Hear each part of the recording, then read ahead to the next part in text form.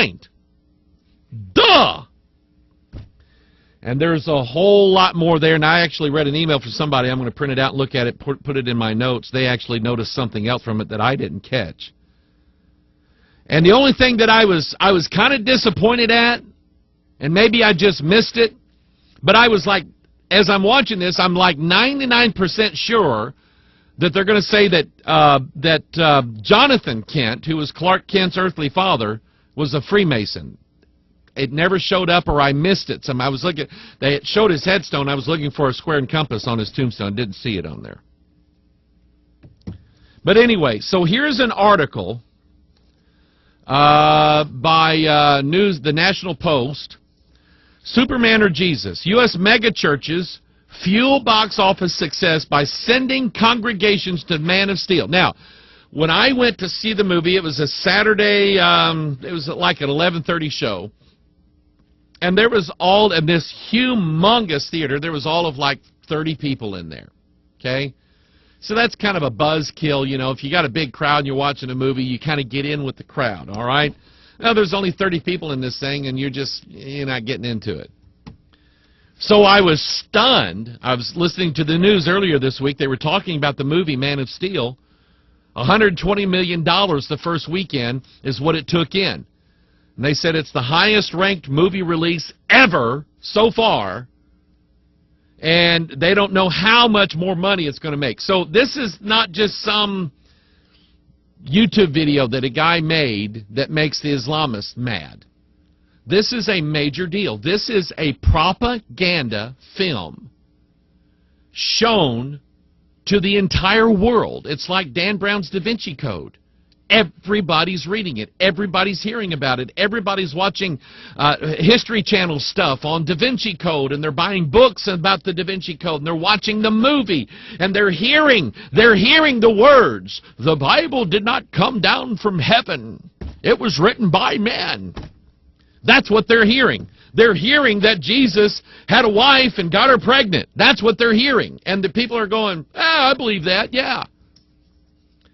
And so now, what's fueling, here's what really makes me mad, is that the churches, before the movie comes out, is telling everybody, you got to go see this movie. It's like Jesus. Here's what the article says. With its promise of action and romance, not to mention a stellar cast, stellar means stars, by the way, led by the British actor Henry Cavill, and a slick marketing campaign, the new Superman film was always expected to be a box office hit. But the record-breaking takings for Man of Steel can be attributed in part to America's mega churches, which encouraged congregations to see the film by likening the superhero to Jesus. Bingo! It was actually marketed that way. Not only did the producers and the writers make this evangelical film for another Jesus, they got the churches to sell it and to sell tickets for them. Mega churches doing this. There's actually a firm, I did a little research on them. You're going to be surprised what I'm going to show you. Maybe you won't be. Maybe nothing shocks you anymore like it does at me. But anyway, the film took in $125 million over the weekend in America, the biggest June opening in cinema history, and one of the biggest openings ever. Warner Brothers, the studio, employed Grace Hill Media, a public relations firm focused on the Christian market, to arrange screenings for pastors. Listen to this now. They sent pastors of churches invitations to come see the movie before everybody else did. And you know as well as I do, most of these pastors now are so big into rock and roll and sci-fi and video games that they're probably bragging to everybody, I get to go see Superman before anybody else does, dude. And so these pastors jumped on it. Then watch this now. They're going to supply the churches with free now, film clips from the movie. And here we go.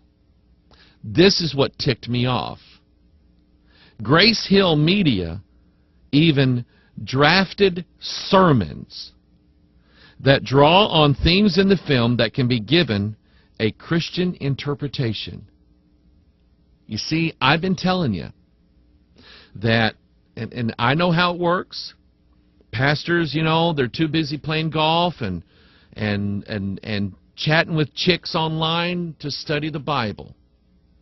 And so they go to Rick Warren's website, they go to these other websites, they download a sermon, they put a book like Joel Osteen's Your Best Life Now in a copier and hit copy, and a little page prints out, and that's their sermon.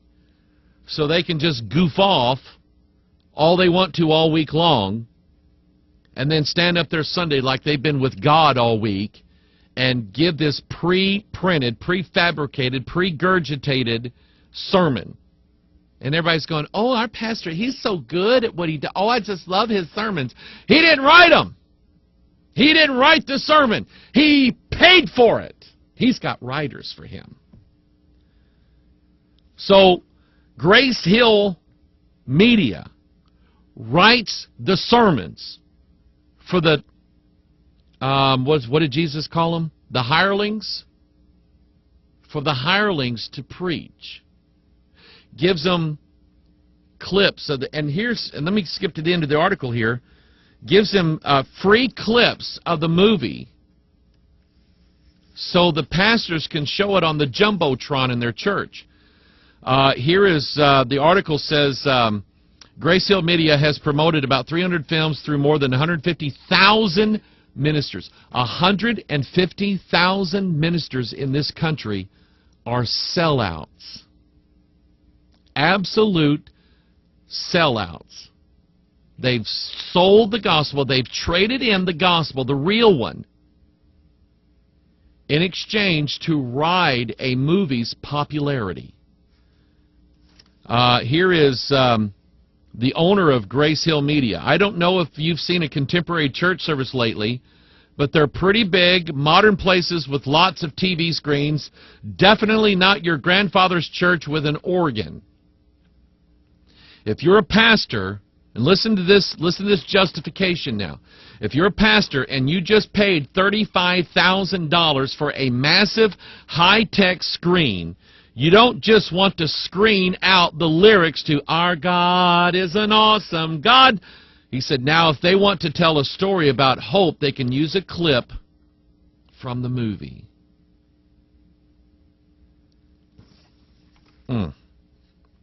So give them film clips, give them the sermons to preach. Just you stand up there and you say what we tell you to say so we can sell tickets to this movie and make a lot of money. The article goes on, Superman's mythical origins. The sermon notes say, this is from the sermon.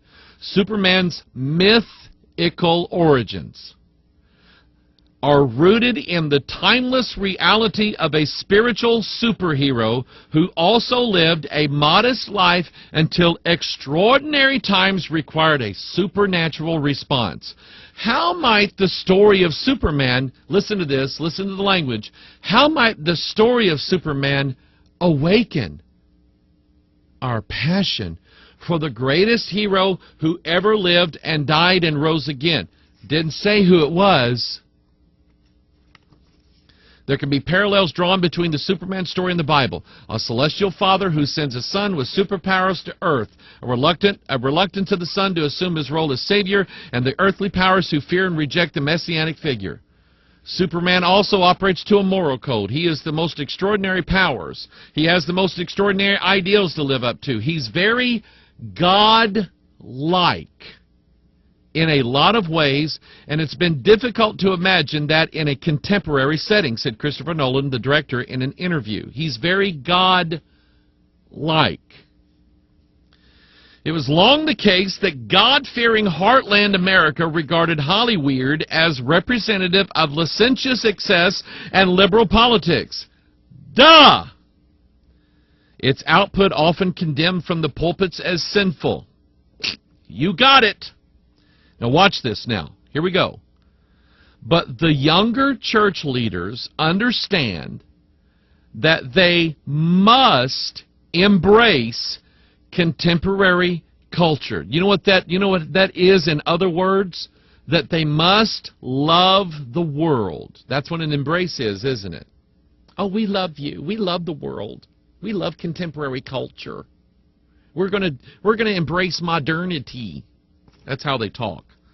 If they are to attract, here we go, greater congregations. Ching! That's what it's about.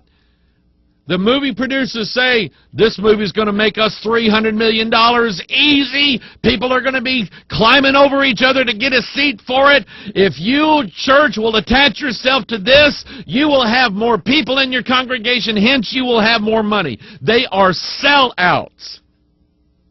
They are pimps. Media pimps is what they are. It angers me is what it does. It angers me partially because my flesh nature is so wicked and rotten.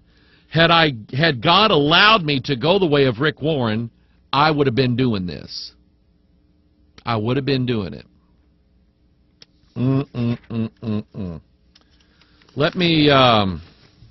Let's read some scriptures. We need some Bible verses in here, don't we?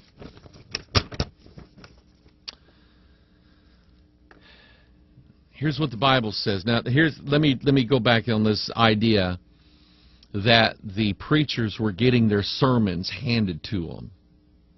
With the quotation, Superman's mythical origins are rooted in the timeless reality of a spiritual superhero who also lived a modest life until extraordinary times required a supernatural response. How might the story of Superman awaken our passion for the greatest hero who ever lived and died and rose again? No Bible. No Bible. Let's do what Clive Staples Lewis said and J.R.R.R.R.R.R. Tolkien said, that we can draw people to God by using mythology. That's what Narnia was all about. That's what the space trilogy that Lewis wrote. That's what Lord of the Rings and Hobbit's all about. It's all about embracing a lie. That's what myth is. It's a lie. It's not true. It didn't happen. It's a story that's not real. And so that's what J.R.R.R.R.R. Tolkien did with C.S. Lewis. Lewis wasn't going to believe in God. Tolkien said, come over here and we'll suck brandy till 1 o'clock in the morning and smoke pipes, and I'll give you intellectual mythology so you'll believe in Jesus. And Staples went over there, and they talked about Mithras, and they talked about Osiris, and they talked about Horus, and they talked about Adonis, and they talked about Apollo, and they talked and talked and talked until finally Staples realized, C.S. Lewis, that was his middle name, Staples, until Staples realized, hey, I believe in a Jesus now. I believe he was Adonis. I believe he was Mithras. I believe he was Bacchus. I believe he was Dionysus. I believe he was Horus. I believe all of these things. I believe that we can reach the world for this Jesus if we just tell people lies, like mythology. Hence the Lion, the Witch, and the Wardrobe. Hence Mithras becomes Mithrandir, who is Gandalf the Grey